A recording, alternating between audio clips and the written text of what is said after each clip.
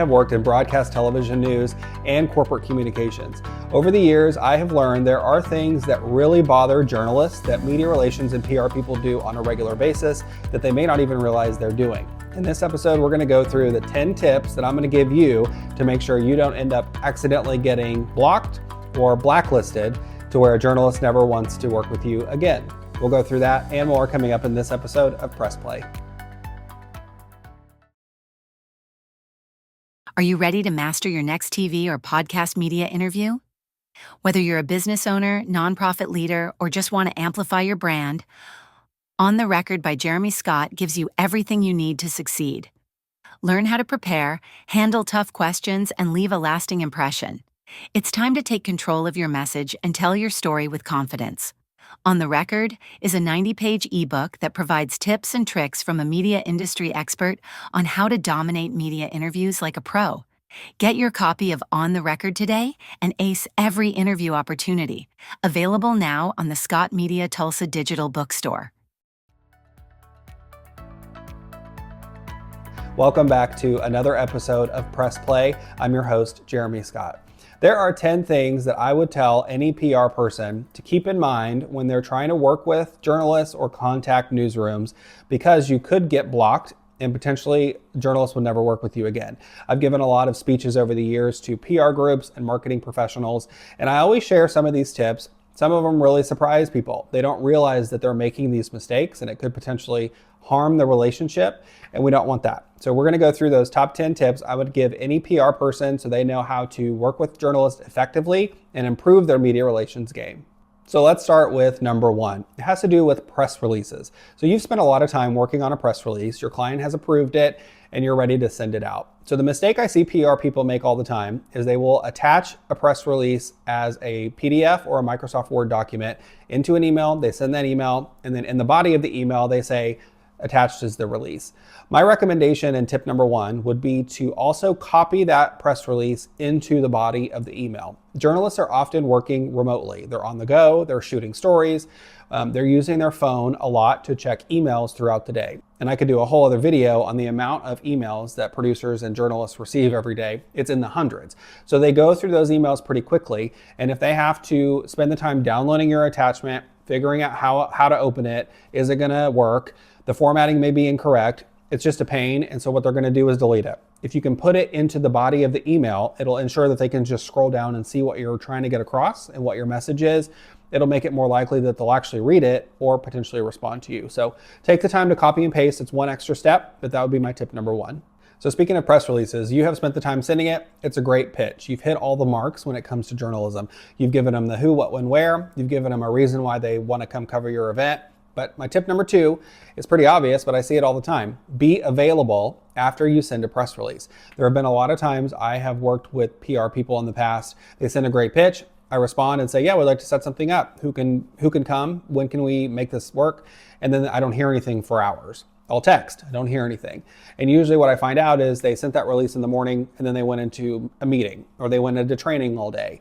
Or sometimes they'll pitch an interview subject who's out of town or on vacation or busy doing things and unavailable for that day. So don't pitch something and then not make yourself available. You should basically be glued to your email or your phone after you send a pitch to make sure that you have the chance to follow up quickly with the journalist who wants to get your segment booked. So be available, tip number two. I've worked in corporate communications and I know how it is to work an 8 to 5 deadline. When you work in media relations or PR, you kind of work 24 hours. That's just how it goes. So you have to be available anytime a journalist needs you. We are in a 24-hour news cycle, and that also applies to local news. So my third tip is really understanding the different shifts when it comes to journalism, specifically TV news. If you're trying to get a hold of someone who works a morning show, the morning show starts at 5, 6 a.m. It's going to be off at 7 or 8 a.m. So do the math in your head. So when is that shift? So that person is showing up to work probably at 1 a.m., which means they're done by 9 or 10. So if you're calling or emailing or texting them at 3 in the afternoon, which is in your business hours, we get that, that's not in theirs. So now you've annoyed them. So I don't want to have to work after hours, and I'm trying maybe asleep. So you have to understand the different TV news schedules to make sure that you're not annoying journalists, because that will go against you. Same goes for night side. So if you're trying to get a hold of a reporter who reports for the 10 o'clock news, they're live at 10, which means, do the math, they've gotten there probably like 2 in the afternoon. So you can't call a 10 p.m. reporter to pitch a story at 7 or 8 in the morning. They're probably still asleep from the night before. Tip number 2, understand those deadlines. Now, speaking of TV, a lot of times I see PR people who don't quite understand what is required visually for television news broadcasts. So you have to think like a producer. So when you are putting a segment together as a producer, a huge part of that is, what is the viewer going to see? What are the visuals? Do I have photos? Do I have video? Do I have props if it's in studio? So make sure that you're also considering the visual aspect of any pitch that you're sending to a newsroom. If you are offering a segment or a story idea, you should also specify what the visuals are going to be if a journalist comes and shoots that story. If I send a photographer, what are they going to be able to see? If you're just shooting an interview with no visuals, that's kind of boring, and it may make it more likely that the journalist will turn down this one and maybe get you at another time. Obviously, the same doesn't apply for print journalism. Print journalists, you just need words. There is a difference there, but if you're going to pitch to TV, make sure you understand the visual aspect. Do the work for the journalist. If they come to you and say, what can I shoot? And you say, well, I don't know, they're going to move on. My 5th tip is to really understand deadlines when it comes to assets. So let's say, again, let's take morning show. Let's say that you've booked a morning show segment and the guest is going to come in and talk about a big run that's happening that you are working on. The deadline for marathons is coming up this weekend and you want to get some extra runners. So you need to send pictures, videos, whatever else you might have from last year's run or previous runs that they could show during the interview so viewers kind of understand what you're seeing. If that interview is on a Friday morning, you can't send those assets on a Friday morning, because again, you have to understand the schedules of morning show people. They go to sleep early, they get to work early, they've been working since 2 a.m., they come in and they're annoyed they don't have those assets. So with morning shows specifically, it's really best to think 24 hours in advance. So don't think that because the segment's on a Friday morning, you can send those assets on a Friday morning. You really need to send them on a Wednesday or a Thursday so the producers have plenty of time to get that ready. So make sure you understand those deadlines. If you have questions, ask. Usually the producers will tell you. Sometimes they forget. If you're not sure what the deadline is for when you should have those assets to them, ask, and trust me, they'll tell you. A question I get all the time from my PR friends is, how soon is too soon for a follow-up and how often is a follow-up? So let's start with my 6th tip, which is, do not call the moment you send a press release or a media advisory to a journalist or a news desk. They've gotten your email. They haven't even had time to look at it yet. So when we're in the process of trying to plan for the day, that's usually when most press releases come in. Because again, PR people are getting up at 8. They want to make sure that the newsroom has their story idea for the day. So if you're sending in a press release at 8 o'clock and then immediately calling, whoever answers the phone is probably busy trying to plan for the day. They haven't had time to really look at your pitch yet. They don't even know who you are maybe when you're calling, because again, they haven't even had time to look at their emails. So don't call immediately after sending a press release. Wait a little bit. I would say wait a couple hours, which means you need to pre-plan. If you are trying to get them for the morning meeting, which is usually around 9, I would not recommend sending something at 8:30.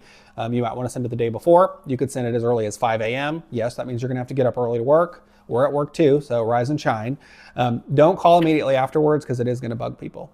My 7th tip is also to deal with follow-ups. Don't follow up excessively. So again, how much is too much? I would say if you haven't heard anything within a few hours, one follow-up email or call is fine.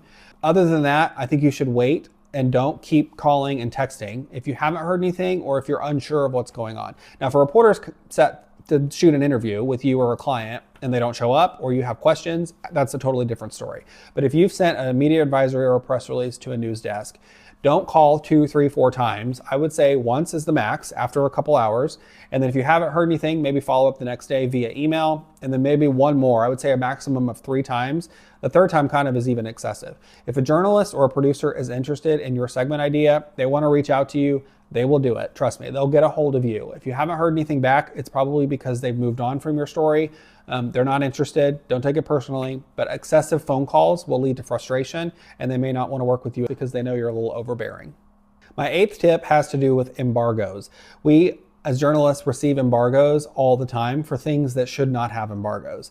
So an embargo is when someone will give you a heads up on a release, a press release, some information, a big announcement, and let the journalists know ahead of time so they can prepare. So they give you all the information under embargo, which means you can't report it until a certain day or time. What we see a lot is we'll get embargoes for things that are pretty silly. So a new business is having a ribbon cutting and that's under embargo. Or you have someone who's maybe launching a new fundraising campaign for a nonprofit, but they put that under embargo. Those embargoes are silly and stupid, and we kind of see those as an indication that the PR person doesn't really know what embargoes are, what they're used for, or sometimes they don't know what they're doing. If you have a big announcement, like let's say you work at City Hall and there's going to be a new initiative that's going to involve a lot of departments, a lot of numbers, a lot of financial information, that might be something that you put under embargo because you want to get that information to the journalist in plenty of time so they can go through it and truly understand the nuances of every detail so that when they go live on the air or work on that print story, they know that ahead of time. They can ask you questions ahead of time. So they're not all doing that after it's been announced in a press conference. That would be a time for an embargo. Because you're launching a new product at your small business, that's not a time for embargo. It's just silly, don't do it. My ninth tip has to do with contacting people in the news department to get a contact for other departments. I'll be honest with you and say, usually journalists who work in news have never met people in sales. They may not know people who work in the marketing department. Generally, journalists are focused on what they're doing. They're really busy and they don't have time to track down information for you. You can call the main front desk. Sometimes the operator may know where to direct you, but just because you have a relationship with a journalist, don't exploit that to find out who you should contact in other departments, because usually we don't know. And now we're the middle person and trying to track something down for you when we're busy trying to meet our deadline. So tip number 9, don't ask for other departments or other contacts within the organization unless it's in news. I know that we live in a world that revolves around social media. If you have a story or a segment that airs on a broadcast, what are you wanting? You're wanting to share that on social media. You want a link to the website to be able to share it with your clients, to be able to put it in your newsletter. I totally get all that. So my 10th tip though is don't ask for a link without trying to find it yourself first. There have been so many times I've received requests for a link to a segment and then you go to the website and it's right there on the main page. Or it's under the video tab, which would make total sense because it's a video you're looking for. If you go through a website for a station and you can't find it, you can Google it. Use Google and say, put the name of your client in, kind of generally what the topic was, and the website or the organization name. That's going to bring it up. A lot of organizations, especially in corporate communications, have media monitoring software that will alert you when something airs. Check that. There are so many ways to check before you contact a journalist to say, hey, I can't find that. And then they go find it and it's right there on the front page. So Google, check, search before you contact. Journalists get annoyed by that because it's something so easy that you could do yourself. If you work in media or PR, we really want you to be successful as journalists. It's a two-way street. And when you learn the ways of journalists and journalists kind of learn your ways, both sides work together a lot better. It makes the media world more positive for everyone, which I think is a benefit, hence why I'm sharing these top 10 tips. I really hope you can use some. If you have some more, let me know. If you have any other questions, let me know. You can visit my website, that's scotmediatulsa.com. My email address is on there. You can email me. I will answer any question for free, seriously. I have no skin in the game other than to help people get better. I hope that this episode has been helpful for you and you learned something. If you have some additional comments or other things that I should consider for future episodes, let me know that as well. I would certainly appreciate that. That'll do it for this episode of Press Play. I'm your host, Jeromee Scot. We'll see you next week.